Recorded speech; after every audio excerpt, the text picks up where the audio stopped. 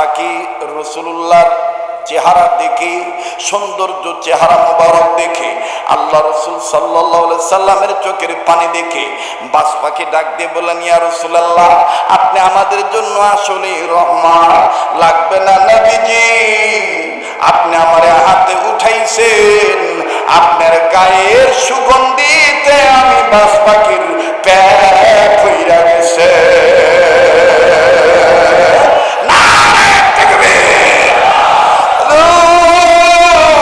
আপনার গোশত আমার খাইতে হবে না গো নবীজি, আপনার গায়ের গ্রান মুবারকে আমার পেট ভরে গেছে।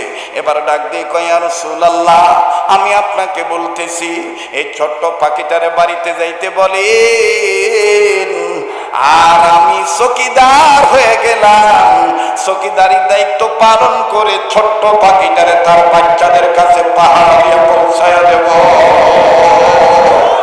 আরবের মানুষেরা কত বড় ভাগ্যবান, নবীজির রূপ দেখিয়া কাফের হলো মুসলমান।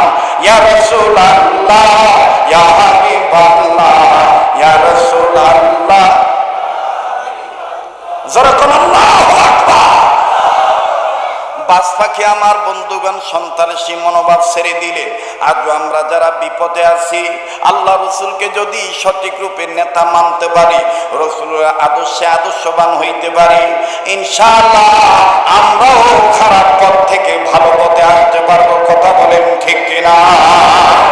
এবার পাখি দুইটা চলে গেল, আল্লাহর নবী ডাক দিয়ে বলতেছেন, ওমর, ওসমান আলী, আমার উম্মতেরা কোন আমল করলে ঘরে বসে বদরের ময়দানে জিহাদ করার সওয়াব পাবে?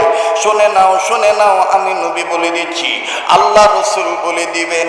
ওমর, ওসমান, আলী, আবু বকর, আবু হুরায়রা সবাই বাজান খাতা রেডি করছে। তার মানে ওই সময় কাগজ ছিল না, চামড়ার টুকরা, হাড্ডির টুকরা রেডি করছে। মুসলমান ভাইরা আমার, সাহাবী আবু হুরায়রা চামড়ার টুকরা রেডি করলেন। আম্মা জান আয়েশা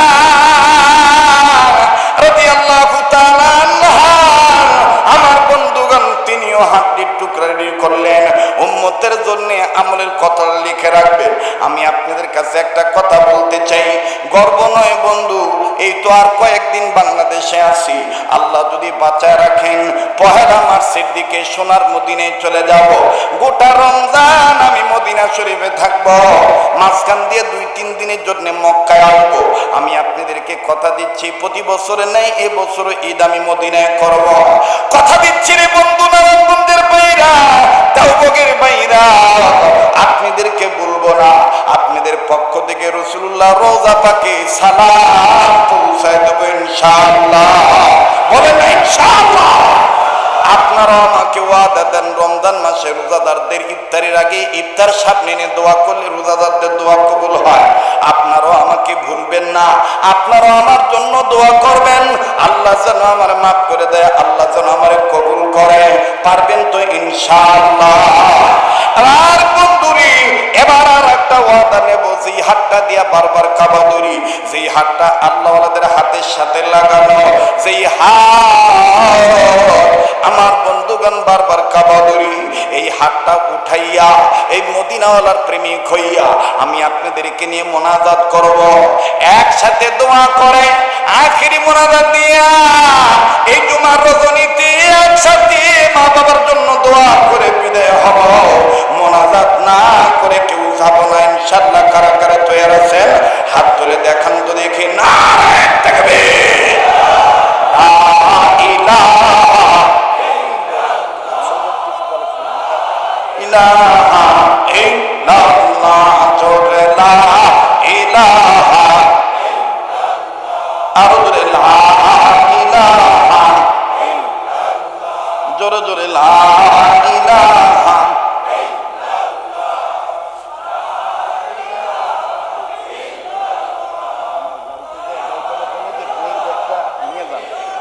জোরে লা ইলাহা। থামেন থামেন থামেন, কষ্ট দিলাম আপনাদের, অনেক রাইট হয়েছে, কিন্তু মাশাআল্লাহ আপনাদের উপস্থিতিতে বোঝা যায় না যে রাইট বেশি হয়েছে। একটা লোকের কোনো ডিস্টার্ব নাই, কোনো অশান্তি ভাব নাই। কবুল করছে কে? তা আমার দিল বলতেছে আজকে দোয়া কবুল হয়ে যাবে ইনশাআল্লাহ। ইনশাআল্লাহ। আমার সাথে দোয়া করে যাবেন তো?